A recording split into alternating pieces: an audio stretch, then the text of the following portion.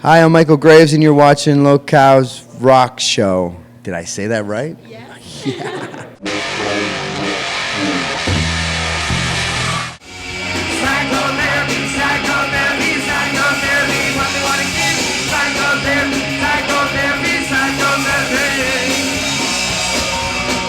E agora o Lokaos vai falar com o Michale Graves. Hello, how are you? Hello, I'm well. Welcome to Brazil. The first question I want to ask you about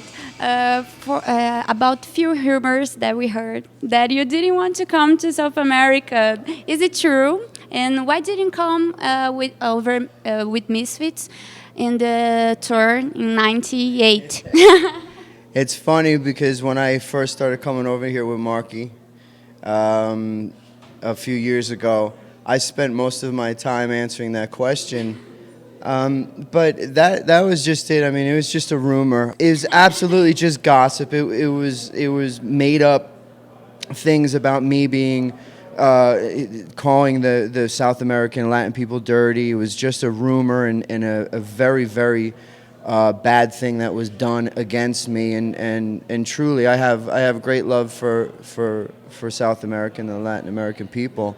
Truly, because I mean, one of the reasons is the passion that your people and your culture has for music, and the way that it affects you is incredible. So I'm gonna teach you to say, I love you, Brazilians. Eu amo vocês, brasileiros. One more time. Eu amo vocês. Eu amo vocês. Brasileiros. Yes. And you were only 19 when you joined Misfits. Did you know the band? Were you a fan? And were you aware of the proportion of the legacy it represented for the people? Everybody knew the Misfits. I didn't grow up very far from Lodi, New Jersey, which is where they came from. So, I mean, the skull was everywhere, and they were legendary. I didn't understand just how deep they ran. I didn't know until I actually got into the band, and I started to research, and I started to talk to people, and then I began to truly understand who and what the Misfits were, because I was 19, 20 years old in 1994.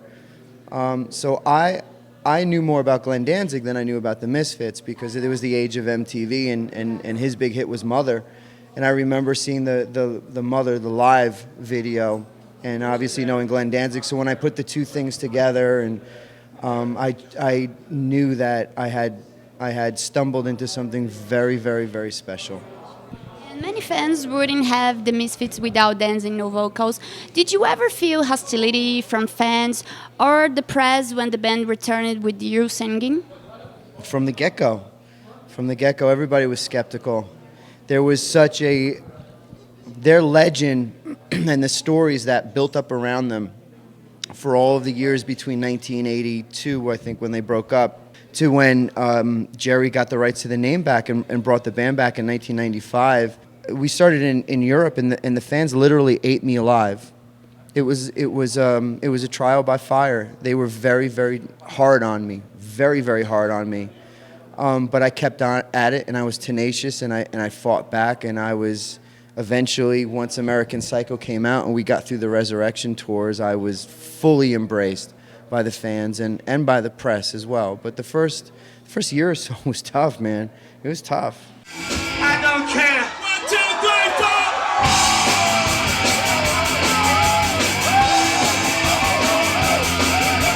I don't care. You don't care. I don't care. We don't care. As time went by, you showed your work's value. And nowadays, the Misfits era with you is very praised. And some even prefer you than dancing or vocals. Do you feel that? I respect Glenn Danzig and his vocals and his work. I understand the difference in taste, the difference in sound, the difference in style. I understand why my voice or Glenn's voice would appeal to certain people. Some people like vanilla ice cream, some people like chocolate, some people like both. and it's just a matter of taste.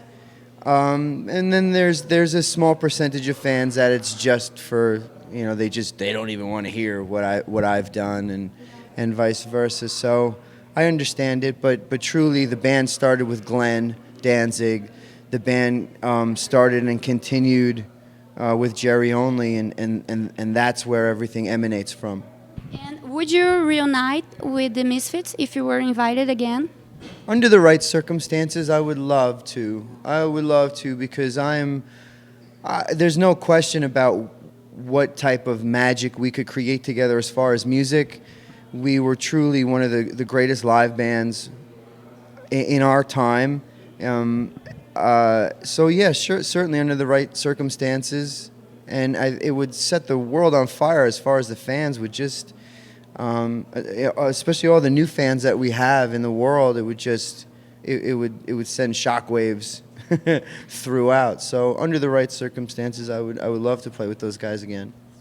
And tell us a little about your story with Damian Eccles. It's a story that involves a lot of tragedy, but this also has a happy ending, right? Do you think the support for artists was important to set him free? I think certainly the artist part of the support, especially with Eddie Vedder and Johnny Depp, people like that.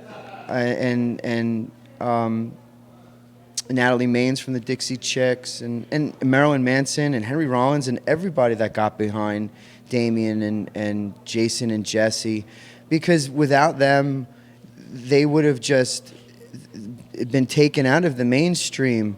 Those voices were the voices that kept Damien, Jason, Jesse's story relevant, as well as they helped them incredibly with the financial burden of everything. It's another thing that I sort of stumbled into at a very dark time in my life, and it was, and I don't believe too much in coincidence, but it was a magical thing, because truly, like you said in your question, where you indicated there's so much tragedy, and truly so much tragedy, personal tragedy and human tragedy, but also tragedy in highlighting what's wrong with the American system, what's wrong with the American society and our government, and all of our institutions of faith and government were brought through the lens. It was a macrocosm for many things, and thank God that those guys got out. It wasn't under the most perfect of circumstances, but it was a victory for all the people who are truly fighting for all the things that make my country great, or at least are the things people think make my country great. And for me, it was truly a transforming experience for myself personally to be part of that, and then to witness and one day in New York City to meet Damien and put my arms around him and just say, welcome home. You are now playing with Mark Ramone, and after these years, can you say these Ramones and Misfits blend worked well with fans? Of course, I was a Ramones fan. I can't really say that I was a Misfits fan before I got into the Misfits, but I was a Ramones fan before I got into the Misfits growing up. And Joey Ramone was always my hero, and just is one of the greatest rock and roll voices ever.